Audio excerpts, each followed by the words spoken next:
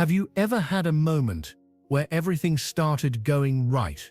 The money, the relationship, the opportunity, and suddenly you pulled back, you ghosted, you quit, you broke it, you lost it, and deep down, you knew it was your fault. But you didn't know why. That is self-sabotage. And it's not random. It's not because you're lazy. It's not because you're broken. It's because there's a part of you you haven't met yet. It's hidden, buried, but always watching, always waiting. Carl Jung called it the shadow. It's the part of you that holds your guilt, your shame, your rage, your fear of power, your fear of love, your fear of being seen. Most people don't even know it's there, but it's running their life. It chooses what you push away, what you run from, what you pretend you don't want, even though you do. The shadow says, you don't deserve that. You'll only get hurt. If they see the real you, they'll leave. And guess what? You believe it. So instead of rising, you collapse. Instead of receiving, you sabotage.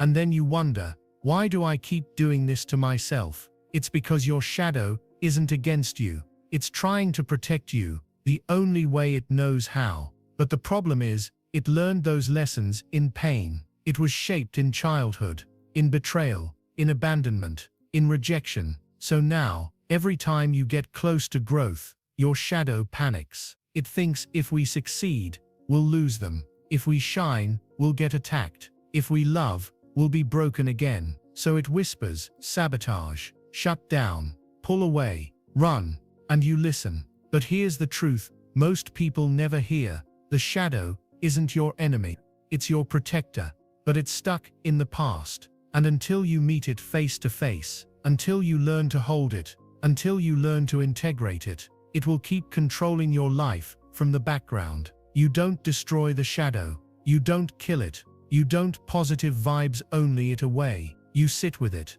you listen, you say, I see you, I know why you're scared, but we're not that child anymore. And that's when the real transformation begins. That's when the sabotage stops. Because you're not at war with yourself anymore. You've made peace. So how do you actually know when your shadow is speaking? How do you hear its voice when it sounds exactly like your own? The shadow doesn't yell. It whispers. It sounds like, don't try too hard. They'll laugh at you. This is too risky. They're probably going to leave anyway. Just quit. It's not worth it. And you believe it because it feels familiar. That voice doesn't come from logic. It comes from memory. Old pain, old fear, old rejection, dressed up as logic. It feels like truth, but it's just a wound, wearing a mask. And the worst part, you don't even question it, because your shadow doesn't argue. It simply convinces you to play small, to disappear, to hide. And you think you're being realistic, but you're just being ruled by fear. Let me show you what shadow sabotage really looks like in daily life. You finally start building something you care about. A channel, a dream, a relationship. And just as it starts to work, you get overwhelmed. You procrastinate. You ghost people. You lose motivation. Sound familiar?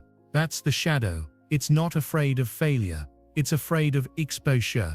Because to your shadow, success means visibility.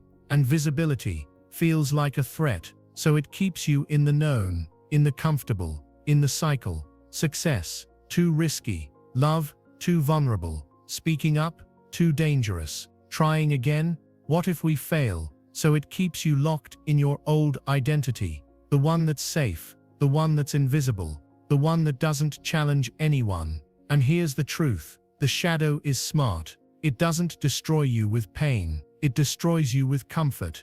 It wraps you in excuses. It distracts you with dopamine. It fills your head with fake logic, like now's not the right time. You don't have the energy. Better wait till you're ready. But you never feel ready, because the shadow never lets you be ready. It feeds off delay, off doubt, off silence. And as long as you're not moving forward, it feels safe. But you won't grow. Your life won't change. Your dreams stay locked behind glass. Not because you're lazy, but because your shadow is terrified.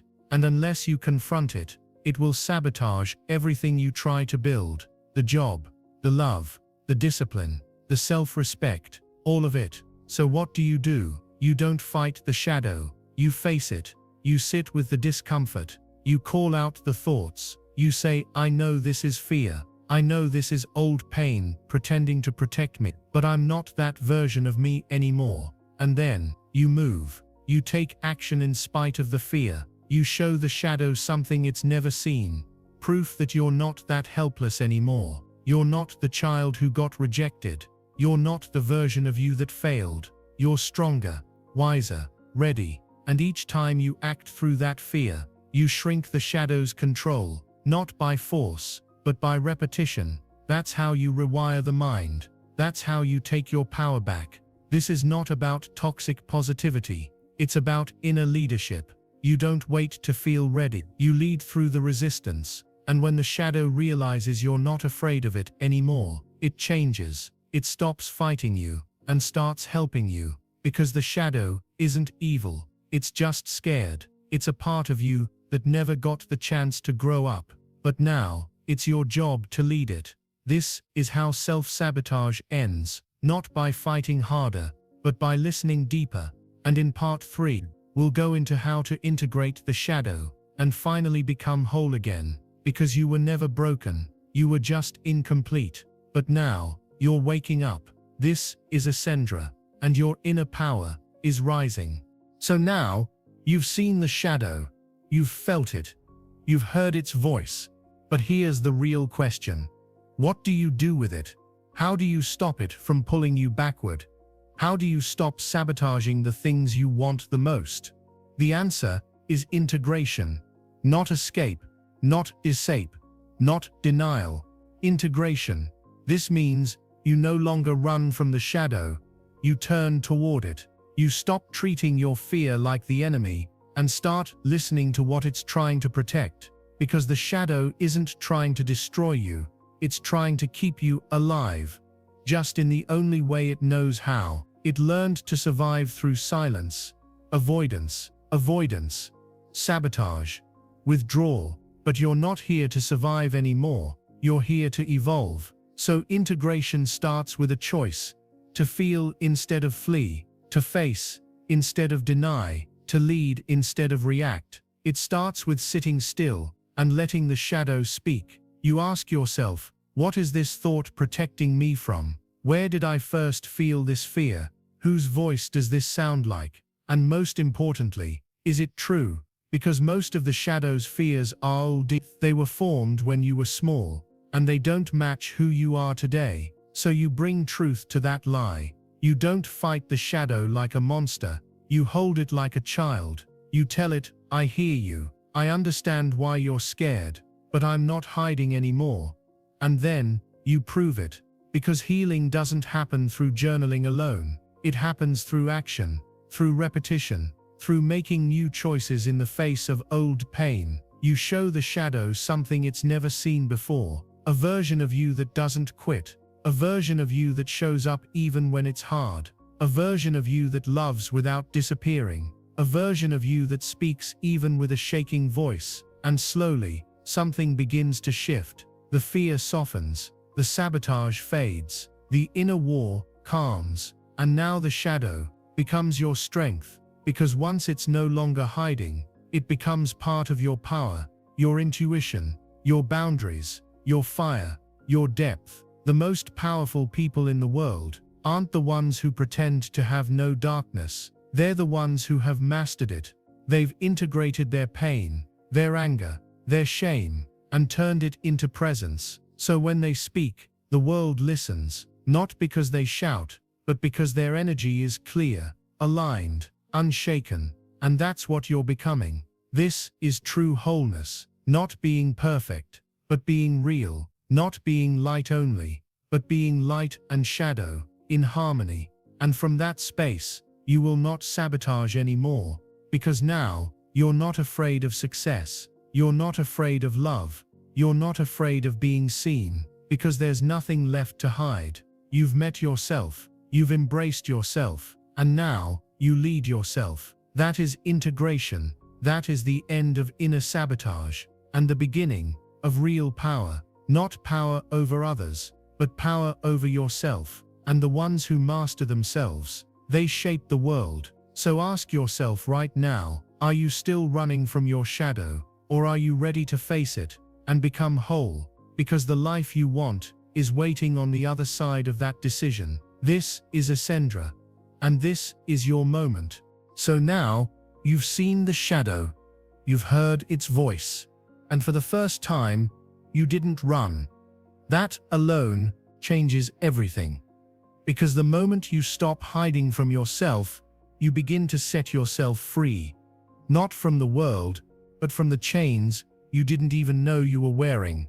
The ones around your habits, your fears, your worth, your voice. And the truth is, every time you self-sabotaged, it wasn't failure. It was a signal from within, a cry from the part of you that was hurting, that was scared, that never felt safe enough to grow. You weren't broken. You were trying to protect yourself the only way you knew how.